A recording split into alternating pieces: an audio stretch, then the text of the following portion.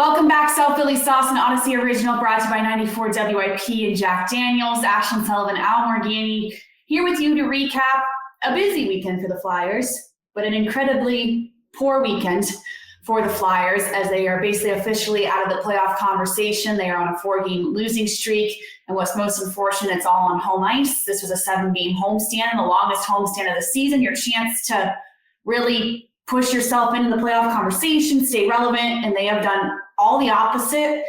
And while a loss was a loss, Al, it's the way these games look. It's the effort. It's everything you're seeing, to the point where even the last game against the Devils and the locker room guys are talking about how they felt like they improved but still lost. It's like, we're at that already. It flipped fast. It really did.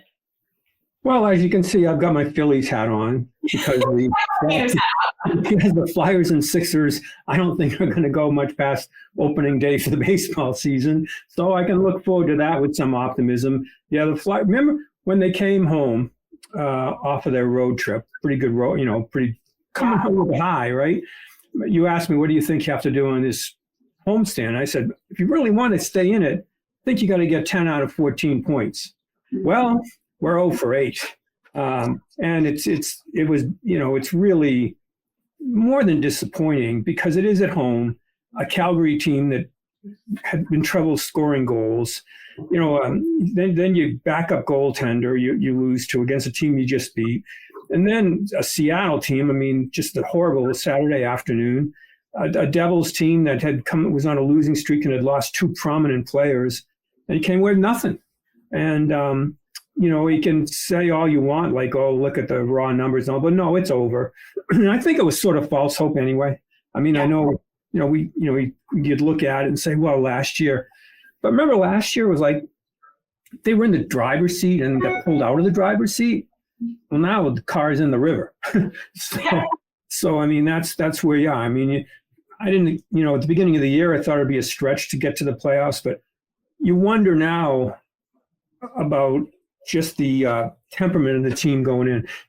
This is a hard coach to play for and to push when there's no light at the end of this tunnel. In terms of your career, there is, but in terms of a playoff or whatever, I really thought they struggled coming out of that trade deadline with losing Lawton. I just thought you had to have some more mental wherewithal, I think, to get through it, and they just didn't have it. No, it looks like the trade really impacted him. And the Lawton trade was one thing, but truthfully, I think this team hasn't really looked the same since Joel Farabee and Morgan Frost departed from Philadelphia. It just seems like that was kind of the first chip to fall of, okay, we really are sellers. We really are rebuilding. It's kind of like that false hope that everyone had this year where it was like a pleasant optimism, like all went away when that happened. It was like a back to reality moment. Yeah, although Kuzmenko played well for a short time, and Frost and Farabee, the way they got in and out of the lineup, in and out of ice time, it's like, oh, I kind of thought that might be coming, but you're right in terms of, they kept selling us the locker room's really tight. That helps us to get through. Well, yeah, you took some threads out of it, and that's what happened. But I think that's where you really have to kind of differentiate between the season plan and the long range plan, because the long range plan, you got to make moves like that. You just have to. That subtraction. I'm just hoping, Ashlyn, that the subtraction's over. Like we're finally through taking pieces away, and now you start to, honestly, add some things in the off season. But this is a long way to go now. Without playoff hope, to see what's going to happen, who's going to play where, how much ice time, what you can learn. I think they're in a really awkward stage of their progress right now. Yeah, an awkward stage is a great way to put it, because at this point, I think it's going to be really interesting the next couple, especially for the end of this homestand. You already see Torts post-game getting a little agitated. You know that Torts isn't going to change his coaching style. He's still going to want them to give everything they got. So you look at this team, and I would think for the players, they got to know they still have to give it 100%, which is so hard to give when you're out of the playoffs. But when you think about subtraction, I can't think of anyone else. Now that Rasmus Ristolainen survived the trade deadline, I can't think of anyone else that you can even take away at this point. No, I'm trying to. Well, I mean, have you decided on Andre? Like Yeah. some of the potentials that are coming up. There's a smallish team to see what's going to come up, but it's not like it's like what are you going to do with the trade deadline? I mean, have you made up your mind on Ristolainen is going to be in play for the next year, if you want to look at it that way. For whatever happens at the trade deadline, the draft, they could do a lot of things there. But I mean, when you look at it, okay, it looks like Brink, certainly. Forster's a lock. Cates is a lock. I don't know about the goaltending. I don't. But I mean, I think you learned, if you want to look at the pluses, you learned about Cates, but I don't think you learned like a lot of, he's played very well, but in my mind, still not that, creative playmaking centerman. It's still, you're coming in, you're going to go to the end of this season, Ashlyn, with exactly what you thought you were going to need at the beginning of the season. A big centerman, a number one defenseman, questions about your goaltending. It's all going to be, it's the same thing, but you've taken some pieces out that are no longer going to figure into your future. Right, and especially when you look at, it was interesting over the weekend. I went to the Wings game, and there were a lot of Flyers fans. There were also Wings fans, and I was getting a lot of questions and more so statements that fans are predicting that they're going to package some draft picks and try to get someone this summer. And it was interesting to me because we've been talking about that. I think people that are very close to the team predict they're doing that. But I wouldn't think that the narrative around Philadelphia is that fans were excited about that or thought that was even an option. But I got it from like 3 people that they look at this and they say, look at all these draft picks, package it, go get someone. It's like there's still, for them, Flyers fans, to me, a reason for optimism because they do think, look at all these assets you now have. Like, it was encouraging to see that they're looking at the other side of it. Oh, yeah, I think you have to. I mean, when you have that many draft picks in the first place, you don't want everybody at the same time, even if you hit, I mean, just in terms of salary cap for guys come and do or whatever. But more than that, that's why they went and got a 2027 draft pick, 26. They've got a ton coming up. And I do think it might be you just move up. If you have a particular center, a 6-foot-something center that you want in the draft, and you've got a couple of second rounders, you can move up. I think that's where it might get spent to come up that way. I certainly think that could happen. And I mean, I'm not so sure they wouldn't go at a free agent. We'll see what happens there. And if they can trade away some of their dead money, if they can do something like that. I mean, I think that those people you spoke to at the lacrosse game, that's where I'm thinking too. It's like, okay, time to add. Subtraction's over. It's now time to start giving us a play. I'm not saying go get that free agent, the crazy signing. You're not at that stage yet, but you are at a stage to add a solid citizen big centerman if you can get one, maybe another defenseman if you can get one. And I don't know about the goaltending thing, what's going on. It was a curious weekend just in terms of lineup choices and all of that. Yeah, and you look at, as we'll start looking forward to next year, because we know that the postseason isn't going to happen here, you got to do something to make this look a little different. Like this year it was Michkov, and that was what was easy to get excited for. And jerseys were bought, and it was something was different. You got to do something different. You got to bring someone in, or how are you going to sell this to your fan base that next year's going to be different, but it's the same exact team? Yeah, it's a real, you look at the weekend and you have a game where, you're coming off of a trade, trading somebody at the deadline, Lawton, and then you bench York, who struggled in the previous game. But, you got to wonder, your team might be a little off right now. And to do that for that game is like, I thought that was rough.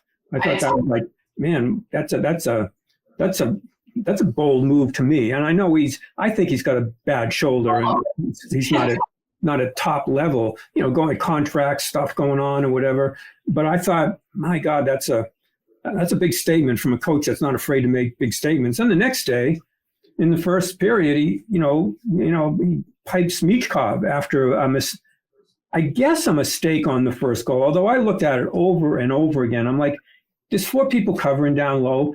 Michkov's a guy that's going to cheat. I mean, he's there for offense. I'm like, wow, that's another bold move. But he put him back in, and Michkov played hard afterwards. So I'm wondering about that going down. So, I'm also wondering, John Tortorella is a coach who I think he's done a terrific job bringing people along, but I know there's got to be fans questioning is he the right guy now? Is he done the foundation and somebody else come in and do this? I think the last part of this season, I think there's going to be some kind of figuring out on what to do. I'm real curious how he's going to approach the last month of games in terms of lineup, ice time, who gets what, to get a good look at, the future of this team and, how much he figures into it. I think it would still be a surprise if they've made any move. I don't think, unless they thought, the team was turning on, but I don't. That's always a kind of a cliche to me that's going on, because Michkov comes back, he plays really well the next two periods. So we'll see, but those are legitimate. They're legitimate concerns to me, that guys that didn't play over this weekend, even if it was just for half a period.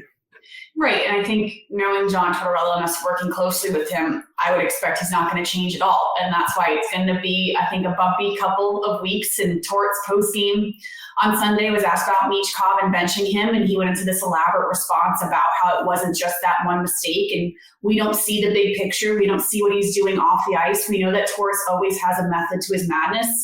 I think as media and as fans, you have to trust that there normally is a bigger story when it comes to something like this. And I don't think Torch should change. I think he should stick to his coaching style. Like, I go back 2 years ago when he had the epic quote about leaving guys at the bus stop. I mean, you want to show what you got, this is the opportunity to do so. But it's just, what's frustrating is that was 2 seasons ago, and the Flyers were at that point where they wanted to see what they got. You know what you got now, and you're in the same position, and that's what's really hard to sell. Yeah, and you got to remember too. I mean, I'm glad you said that, because I couldn't find him. I'm assuming with Michkov, they must have gone over something specific before the game, and that was why. Because I didn't think it was an egregious mistake, honestly, unless just before the game this is a specific thing, do this, and it didn't happen. That's the only thing I can possibly ascertain out of that. And the other issue is, don't forget, you have to attract free agents. It's got to be a place that players want to come. That's a national TV game, and you want players that want to come to play for a coach, that want to come to play for an organization. And that sounds incredible. Thinking of Philadelphia, that it would be a question, but I do think, because they haven't made the playoffs for so long, it's like, players, would they balk? You see what happened at the trade deadline. I don't want to go here. I have a no trade. I'm not going to waive it to go here. I'm not going to waive it to go there. Man, you have to acquiesce a little bit just to make it what looks like a comfortable place to come and play. Right, and that's why I do think it's going to be a conversation of is Torts the right fit for this part of where the Flyers at in this rebuild. I think he did a great job getting the foundation set and getting these young guys where they need to be. But I can very much see the argument now that the Flyers hopefully are at the next step. Doesn't mean that there's a different direction. I could certainly see that. And I think, like we talked about with this long road in April, I think how this team responds to him is going to be everything. Like, you saw Farabee already in Calgary give him a little shot about what he said about not being on the power play. And it's like, all right, some things are starting to come out as predicted. We knew this would happen. Yeah. It would be easy. Yeah, but I wouldn't put much stock into that. I mean, he didn't play well here. I mean, I still like the way Tortorella coaches and the demands he makes and with the expectations. But there are areas that are confounding. Like, how does the power play continue to just disintegrate? It's like, well, you got to do something there, whether it's who's going to run it or whatever. I mean, you just have to. It can't continue to be what it is, and there has to be some changes there. So whatever the long-range things are, I think for next year there's going to be some differences, no doubt, going forward. Yeah, it's at the point some of the Flyers fans at the Wings game were telling me, and it is true, you never think of it this way, what a household name at this point Rocky Thompson is for Flyers fans. And one fan said, for us to know, everyone to know, the power play coach is never a good sign that everyone knows his name. No, it's not. And it's not a name that's like how many times have when we post game, we're talking about it, it's like, what's going on here? And it's like, I don't know. To me, I know you want to be protective of your people, and there's not great personnel on it, certainly. I mean, you can make that argument too, but different changes here and there. So whatever it is, I think I would start looking toward next year, this year, and just in terms of, how you're going to run that thing or whatever. Yeah, and try stuff out because nothing is working at this point. But what is by far the most disappointing, or I think the most problematic, and it's the exact opposite of what you wanted to be talking about at this point of the season, is your questions with goaltending. And it stinks because you root for Sam Ersson. He's had a great season, but this 4-game losing streak, as well as Fedotov, not good enough goaltending. And you were hoping, if everything else went wrong, you were hoping at least you felt good. Like, all right, Sam Ersson's the guy. We've got this. This is solidified. Let's worry about everything else. And now you have this to worry about. No, in fact, Fedotov's been better. Yeah. The last few outings here going in. And I think everybody's disappointed in that, mostly Ersson. I think that's really a huge negative, because this should have been the time where he says, okay, I've established myself. When you end up looking at the goaltending, you're going to end up looking at the raw numbers, the save percentages, whatever. And you can argue that, the team in front of them, whatever, but no, they have to be better. So, I mean, even if you go over the next 18 games, 15 games, whatever he's gonna play in, can't undo these last few, and that's where I think you had to make a statement. So I don't know that there's any ability to make that statement for the rest of this season. That statement being, no question about it, I'm a number one guy. You can count on me. I don't know that there's time to make that statement. There's still time, certainly, and I think he's made it. I'm a quality NHL goaltender. I'll be in the NHL, but I don't know if you can be the absolute top-notch, top-level goaltender in the NHL. I don't know if you can count on that with him, and certainly he's had the opportunity to make that statement. No, I agree that I think now, just with the way the past couple of weeks have gone, it's now going to be a conversation all summer, very similar to last year. Can he rein it in? Can he solidify himself as number one? We hope this season that was answered, and it's crazy that it isn't, but it's going to be long conversations all off season. Yeah, well, you'll end up hearing about the Russian goalie, the young kid they have in Russia, who's he's just lights out over there, 19 years old, whatever he is. And that's how we heard about Michkov. We're going to start hearing about him. Yeah. So I think that's where we are with the goaltending. Oh, it was not an optimistic episode. I'll tell you what. Gosh. Flurley's hat. Yeah, pretty brutal times here for the Flyers. Mike muted. Hello. A couple more games left on his homestand, and then a couple of games on the road, a long road trip to really end the season. We'll see if they can turn it around, give us something to talk about, but that is South Philly Sauce, an Audacy original, brought to you by 94 WIP and Jack Daniels. We'll see you later on this week.